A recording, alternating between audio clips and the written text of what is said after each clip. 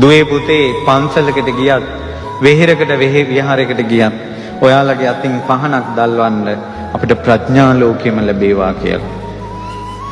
මලක් පූජා කළත් පුදන්න දරුවනේ පිවිතුරු හිතක් ලැබේවා කියලා.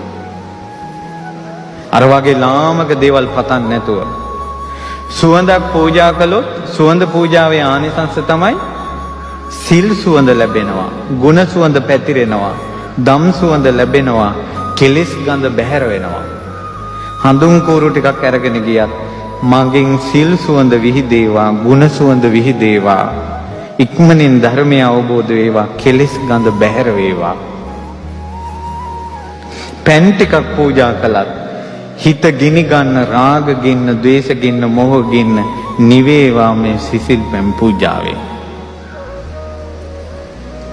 ඊළඟට ප්‍රණීත ආහාරයක්, මේ පැණි ගිතෙල් වගේ ප්‍රණීත ඖෂධයක් පූජා කළත් මේ ප්‍රණීත ඖෂධ පූජාවේ ආනුභවයෙන් හිතේ තියෙන ජරා දේවල් අයින් වෙලා ප්‍රණීත දේවල් වලින් පිරේවා. ඔයාලා හිත සකසන අය. එතකොට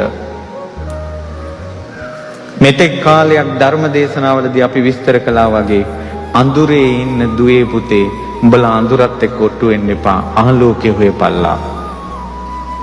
හිත රාගයෙන් බැට කනවා කියන්නේ, ද්වේෂයෙන් බැට කනවා කියන්නේ, මෝහයෙන් බැට කනවා කියන්නේ, ප්‍රේමයෙන් බැට කනවා කියන්නේ, පසුතැවිල්ලෙන් බැට කනවා කියන්නේ, දුකෙන් බැට කනවා කියන්නේ ඒ හිත තියෙන්නේ අඳුරේ. දැන් මට කියන්න දුවේ පුතේ මේ බණ ටික අහනකොට හිතට එන්නේ අඳුරක්ද එළියක්ද? එළියක්. ඔයාලා බණ අහන එක වැඩි කරන්න. බණ අහන එක වැඩි කරන්න. සෑයක් බෝධියක් වඳිනකොට හිතට එන්නේ එළියක්.